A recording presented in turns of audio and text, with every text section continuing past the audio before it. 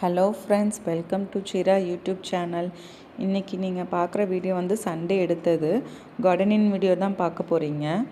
நான் ஆல்ரெடி உங்களுக்கு ஒரு வீடியோவில் சொல்லியிருந்தேன், இந்த மாதிரி செடி வச்சுருந்தேன். பட் சம்மர் டெம்பரேச்சர் அதிகமானனால சில செடி இறந்துருச்சுன்னு சொல்லி. ஸோ ரொம்ப எம்டியாக இருந்த மாதிரி இருந்துச்சு எல்லா பேக்கும். அதனால் நானும் என் ஹஸ்பண்டும் போயிட்டு நர்சரியில் ஒரு 3 to 4 செடிஸ் வந்து பர்ச்சேஸ் பண்ணிட்டு வந்திருந்தோம். ஸோ அவங்களுக்கு சண்டே லீவு, எனக்கும் ஹெல்ப் பண்ணுறதுக்கு அப்போ தான் ஈஸியாக இருக்கும்னு சொல்லிவிட்டு சண்டே அன்றைக்கி பிளான் பண்ணிட்டோம். ஸோ மண்ணை கூட அங்கேருந்தே வந்து உரம் கலந்த மண் வாங்கிட்டு வந்தாச்சு. ஸோ அவங்க தான் எனக்கு ஹெல்ப் பண்ணாங்க ஃபுல்லாகவே ரீபாட்டிங் பண்ணுறதுக்கு. எனக்கு ரொம்ப நாள் ஆசை, நான் மிளகா செடி வந்து வளர்க்கணுன்னு. எங்கள் ஊரில் நான் வந்து வளர்த்துட்டு இருந்திருக்கேன். அப்போல்லாம் நல்லா காய் காய்ச்சிது, இங்கேயும் வளர்ந்தது. ஆனால் பூவும் காயும் வைக்க மாட்டேன்ட்டுருச்சு, ஏன்னு தெரியல. ஸோ அதனால் நான் வந்து கடையிலே இந்த தடவை மிளகா செடி நர்சரியிலேருந்தே வாங்கிட்டு வந்துட்டேன். அப்புறம் நான் வந்து 7 டே ரோசஸ் வாங்கியிருக்கேன். அந்த செடி வந்து நிறைய வெரைட்டிஸ் ஆஃப் கலர் இருந்தது. பட்டு நான் வாங்குகிற நர்சரியில் அது எப்போதுமே குரூப்பில் ஷேர் பண்ணுவாங்க. அதனால் எல்லாருமே உடனே போய் வாங்கிட்டாங்க. நான் கொஞ்சம் லேட்டாக போனனால நான் எக்ஸ்பெக்ட் பண்ண கலர் கிடைக்கல. இருந்தாலும் ஓகே, இந்த கலரும் நல்லா தான் இருக்குன்னு ஒரு சாண்டல் கலர் வாங்கிட்டு வந்துட்டேன். ஒரு வெத்தலை செடி ஏற்கனவே வீட்டிலேருந்து எடுத்துகிட்டு வந்து பதியம் போட்டிருந்தேன். ஆனால் நல்லா தான் வந்தது. இந்த சம்மர் அப்போ அது கொஞ்சம் வீணாக போயிட்டு, சரி இங்கே நீ வாங்கிடு அப்படின்னாங்க. அதனால் அதையும் நர்சரியிலே வாங்கிட்டேன். அதுக்கப்புறம் பார்த்திங்கன்னா உங்கள் எல்லாருக்குமே ஒரு குட்டி டிப்ஸ் கொடுக்குறேன். எப்பொழுதுமே புது செடி பாட்டிங் பண்ணுறீங்க அப்படின்னா செடியை வந்து ஆடாமல் பார்த்துக்கோங்க. ஏன்னா அதை நம்ம ரொம்ப ஆட்டிட்டோம் அப்படின்னா செடி வந்து வளர தன்மை கம்மியாயிடும்னு சொல்லுவாங்க.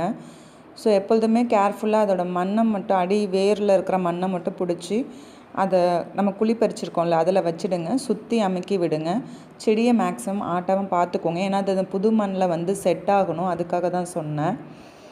இதில் வந்து பார்த்திங்கன்னா நான் எப்போதுமே மணி பிளான்ட் வந்து கட் பண்ணி பெருசாக வளருது அப்படின்னா கட்டிங்ஸ் போட்டு ரீபாட்டிங் பண்ணிவிடுவேன். ஏன்னா யாராவது கேட்குறாங்க அப்படின்னா அவங்களுக்கு கொடுக்கலாமே, எதுக்கு வேஸ்ட்டாக வாங்கணும், நம்மக்கிட்ட இவ்வளோ பெருசாக போய் தூக்கி தானே போட போகிறோன்னு சொல்லி எப்பொழுதுமே ரீபாட்டிங் பண்ணிவிடுவேன். அதேமாரி கொஞ்சம் செடி வந்து வெஜிடபிள்ஸ்லாம் போடலான்னு பிளான் இருக்குது. சரி ஆடிப்பட்டம் வரட்டும் அப்போ போட்டுக்கலான்னு சொல்லிவிட்டு இப்போ வரைக்கும் வந்து ஒரு கீரை செடி மட்டும் போட்டிருக்கேன் 15x15 க்ரோ பேக் சைஸில். ஆக்ரோ கடையில் கேட்டேன், ஓகே தான், இதில் உங்களுக்கு போட்டிங்கனாலே வரும், ஒன்றும் ப்ராப்ளம் இருக்காதுன்னாங்க. ஏன்னா எனக்கு வந்து ரொம்ப இன்ட்ரெஸ்ட்டு. என் ஹஸ்பண்ட் இப்போ தான் வந்து கற்றுக்கிட்டு இருக்காங்க. நான் இல்லாதப்போ கூட கரெக்டாக வந்து செடிக்கெல்லாம் தண்ணி ஊற்றிட்டு ஃபோட்டோ எடுத்து அனுப்பிடுவாங்க, இல்லை வீடியோ கால் பண்ணிவிடுவாங்க, உன் செடியெல்லாம் நான் கரெக்டாக பார்த்துட்ருக்கேன்னு சொல்லி. ஏன்னா இது கொஞ்சம் டிஃபிகல்ட்டி தான். ஏன்னா நம்ம லேண்டில் வைக்கிறோம் அப்படின்னா அது நல்லா தாங்கும் ஒரு 5 டேஸ் கூட தண்ணி இல்லாமல். பட் க்ரோ பேக்குங்கும்போது மேக்ஸிமம் 2 டேஸ் தான். நம்ம தண்ணி ஊற்றலை அப்படின்னா ஆட்டோமேட்டிக்காக அது ட்ரை ஆக ஆரம்பிச்சிடும். அது மட்டும் நம்ம கொஞ்சம் கேர் எடுத்து பார்த்துக்கணும். ஏன்னா இவ்வளோ தூரம் வளர்த்துட்டு அது வீணாக போகுது, நம்ம தண்ணி ஊற்றாதனால வேஸ்ட்டாக போகுது அப்படின்னு நினைக்கும்போது கொஞ்சம் கஷ்டமாக இருக்கும். அது மட்டும் நீங்கள் பார்த்துக்கோங்க. அதேமாதிரி நான் புதினா செடி வளர்த்துட்ருக்கேன். யூஸ்வலாக இதில் நல்லா வளர்ந்துடும். கொஞ்சம் நாளில் பார்த்திங்கன்னா இந்த சீசன் முடிஞ்சுன்னா கம்மியாயிடும். அப்போ மட்டும் நான் கடையிலேருந்து போய் புதினா பர்ச்சேஸ் பண்ணிட்டு வந்துடுவேன். அங்கேருந்து வாங்கிட்டு வந்த பிறகு இலையெல்லாம் ஆஞ்சிட்டு மீதி இருக்கிற குச்சியை தண்ணியில் போட்டு வச்சுட்டு அதுக்கப்புறம் இதே மாதிரி சட்டியில் பாட் வந்து ஓட்டை போட்டுட்டு அதில் வச்சுடுவேன். ஒரு 1 வீக்குள்ளே வந்து நமக்கு க்ரோத் வந்துடும். ஸோ அகெயின் பார்த்திங்கன்னா ஒரு 3 to 4 மந்த்ஸ்க்கு எனக்கு புதினா வீட்டிலேருந்தே கிடச்சிரும்.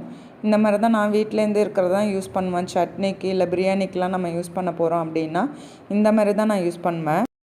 ஃபைனலாக எல்லா செடியுமே வச்சாச்சு. க்ளீன் பண்ணிவிட்டு வச்சவங்க தான் செடிக்கு தண்ணி ஊற்றணும்னு சொல்லுவாங்க. அதனால் எங்கள் ஹஸ்பண்டே வந்து செடிக்கு எல்லாத்துக்கும் தண்ணி ஊற்றிட்டாங்க, ரீபாட்டிங் பண்ண எல்லாத்துக்கும். ஸோ நீங்களும் உங்களுடைய ஃப்ரீ டைமில் என்ன பண்ணுவீங்கன்னு சொல்லிவிட்டு கமெண்டில் ஷேர் பண்ணுங்கள்.